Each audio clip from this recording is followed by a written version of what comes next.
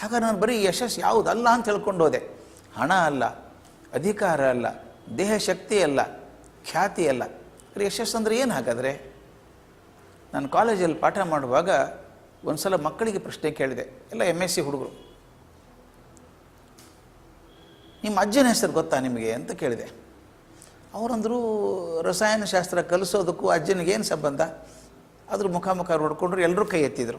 ಅಡ್ಡಿಲ್ಲ, ಎಲ್ರಿಗೂ ಅಜ್ಜನ ಹೆಸರು ಗೊತ್ತಲ್ಲ ಅಂದೆ. ಗೊತ್ತೋದ್ರು. ಒಂದು ನಿಮಿಷ ಬಿಟ್ಟೆ, ಅಜ್ಜನ ಹೆಸರು ಎಷ್ಟು ಮಂದಿಗೆ ಗೊತ್ತು ಅಂತ ಕೇಳಿದೆ. ಮತ್ತೆ ಮುಖ ನೋಡಿಕೊಂಡ್ರು, ಒಂದು 5-6 ಕೈ ಮೇಲೆ ಬಂತು. ಅಡ್ಡಿಲ್ಲ, 5-6 ಮಂದಿಗಾದರೂ ಗೊತ್ತಲ್ಲ ಅಜ್ಜನ ಹೆಸರು, ಪರವಾಗಿಲ್ಲ ಅಂದೆ. ಮತ್ತೊಂದು ನಿಮಿಷ ಬಿಟ್ಟೆ, ನಿಮ್ಮ ಅಜ್ಜನ ಹೆಸರು ಎಷ್ಟು ಮಂದಿಗೆ ಗೊತ್ತಿದೆ ಅಂತ ಕೇಳಿದೆ. ಯಾರಿಗೂ ಗೊತ್ತಿರಲಿಲ್ಲ. ತಲೆ ಕರ್ಕೊಂಡ್ರು, ಗೊತ್ತಿಲ್ಲ ಸರ್ ಅಂದರು. ಅದೇ ವಿಚಿತ್ರ ಅಲ್ವಾ? ನಿಮ್ಮ ಅಜ್ಜನ ಹೆಸರೇ ಗೊತ್ತಿಲ್ಲ ನಿಮಗೆ, ಯಾಕೆ ಅಂತ ಕೇಳಿದೆ. ಒಬ್ಬ ಹುಡುಗಿ ಎದ್ದು ನಿಂತ್ಕೊಂಡು ಹೊರಟಾಗಿ ಹೇಳಿದ್ಲು, ಸತ್ಯ ಇತ್ತು ಮಾತೊಳಗೆ. ಏನು ಪ್ರಯೋಜನ ಬಿಡಿ ಸರ್ ಅಂದ್ಲು. ಯಾಕಮ್ಮ ಅಂತ ಕೇಳಿದೆ. ಸರ್ ಏನು ದೊಡ್ಡ ಸಾಧನೆ ಮಾಡಿದ್ದಾರೆ ನೆನ್ಪಿಡ್ಬೇಕು ಸರ್ ಅಂದ್ಲು. ಆಯ್ತು ಅಮ್ಮ ತಾಯಿ, ನಾನು ನನ್ನ ಅಜ್ಜನ ಹೆಸರು ಕೇಳ್ತಾ ಇಲ್ಲ, ನಿಮ್ಮ ಅಜ್ಜನ ಹೆಸರು ಕೇಳ್ತೀನಿ. ಏನು ಪ್ರಯೋಜನ ಅಂತೀಯಲ್ಲಮ್ಮ? ಹೌದು ಸರ್, ಏನು ದೊಡ್ಡ ಸಾಧನೆ ಮಾಡಿದ್ದಾರೆ ಅಂದ್ಲು. ಆಕೆ ಕೋಪ ನಾಡು, ಸುಮ್ಮನೆ ಕೂತ್ಕೊಮ್ಮ ನೀನು ಅಂತ ಹೇಳಿದೆ. ಉಳಿದವ್ರು ಹೇಳಿದೆ, ಇನ್ನು ಕೆಲವು ಹೆಸರು ಹೇಳ್ತಾ ಹೋಗ್ತೀನಿ, ಅದು ಗೊತ್ತಿದ್ದರೆ ಕೈ ಎತ್ತಿ, ಇಲ್ಲರ ತಲೆ ಕೆಡಿಸ್ಕೋಬೇಡಿ ಅಂದೆ. ಅವರೆಲ್ಲ ಕುತೂಹಲದಿಂದ ಯಾವ ಹೆಸರು ಹೇಳ್ತಾನೆ ಇವನು ಅಂತ ಕಾಯ್ತಾಯಿದ್ರು. ನಾನು ಹೇಳಿದೆ, ರಾಮಚಂದ್ರ ಗೊತ್ತಾ? ಶ್ರೀರಾಮ, ಅಯೋಧ್ಯ ರಾಮ ಗೊತ್ತಾ? ಗೊತ್ತು ಅಂದರು. ಕೃಷ್ಣ ಗೊತ್ತಾ?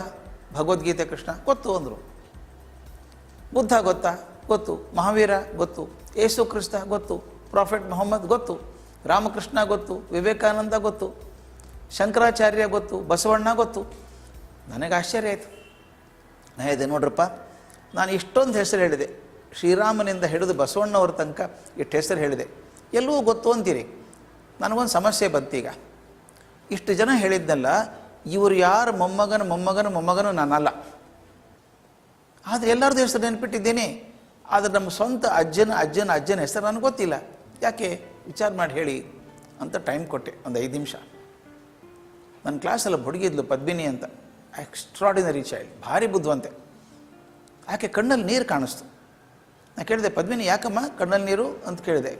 ಆಕೆ ಹೇಳಿದ್ದು, ಸರ್ ನೀವೇನು ಕೇಳಿದ್ರಿ ಪ್ರಶ್ನೆ, ಅದು ನನ್ನ ಜೀವನಕ್ಕೊಂದು ತಿರುವಾಯಿತು sir, the turning point in my life sir ಅಂದು. ಹೌದಾ? ನನ್ನ ಜೀವನಕ್ಕೊಂದು ಪಾಠ ಆಯಿತು ಸರ್ ಅಂದು. ಏನು ಪಾಠಮ್ಮ ಅಂತ ಕೇಳಿದೆ. ಆಕೆ ಹೇಳಿದ ಮೇಲೆ ಅದು ನನ್ನ ಜೀವನಕ್ಕೂ ಪಾಠ ಆಯಿತು, ಅದು ಯಾರಿಗಾದರೂ ಆಗ್ಬೋದು. ಆ ಹುಡುಗಿ ಹೇಳಿದ್ದು, ನೀವು ಕೇಳಿದ್ರಲ್ಲ ಸರ್, ನಮ್ಮ ಅಜ್ಜನ ಹೆಸರು ನನಗೆ ಗೊತ್ತಿಲ್ಲ, ಆದರೆ ರಾಮನ ಹೆಸರು ನೆನಪಿಟ್ಟಿದ್ದೇನೆ, ಕೃಷ್ಣನ ಹೆಸರು ನೆನಪಿಟ್ಟಿದ್ದೇನೆ, ಬಸವಣ್ಣವ್ರ ಹೆಸರು ನೆನಪಿಟ್ಟಿದ್ದೇನೆ. ಅವಾಗ ನನಗೆ ಅರ್ಥ ಆಯಿತು ಸರ್, ಯಾರು ಬರೀ ತಮಗೋಸ್ಕರ ಬದುಕ್ತಾರೋ ಅವ್ರನ್ನ ಪ್ರಪಂಚ ನಿರ್ದಾಕ್ಷಿಣ್ಯವಾಗಿ ಮರೆತು ಬಿಡ್ತದೆ, ಯಾರು ಮತ್ತೊಬ್ಬರಿಗೋಸ್ಕರ ಬದುಕ್ತಾರೋ ಅವ್ರನ್ನ ಪ್ರಪಂಚ ಯಾವತ್ತೂ ಮರೆಯೋದಿಲ್ಲ ಅಂತ. ಎಷ್ಟು ಅದ್ಭುತ ಅಲ್ವಾ? ನನಗೋಸ್ಕರ ಮಾಡಿದಂಥ ಕೆಲಸ ನನ್ನನ್ನು ಮೃತನನ್ನಾಗಿ ಮಾಡ್ತದೆ, ಸಾವಿನೆಡೆಗೆ ಕರ್ಕೊಂಡು ಹೋಗ್ತದೆ. ಮತ್ತೊಬ್ಬರಿಗೋಸ್ಕರ ಮಾಡಿದಂಥ ಕೆಲಸ ನನ್ನ ಅಮೃತತ್ವದ ಕಡೆ ಕರ್ಕೊಂಡು ಹೋಗ್ತದೆ, ಶಾಶ್ವತತೆ ಕಡೆ ಕರ್ಕೊಂಡು ಹೋಗ್ತದೆ. ಇದು ನನ್ನ ಪ್ರಕಾರ ಶಾಶ್ವತವಾದ ಯಶಸ್ಸು. ಬಸವಣ್ಣವ್ರ ಬ್ಯಾಂಕ್ ಬ್ಯಾಲೆನ್ಸ್ ಎಷ್ಟಿತ್ತು ರೀ?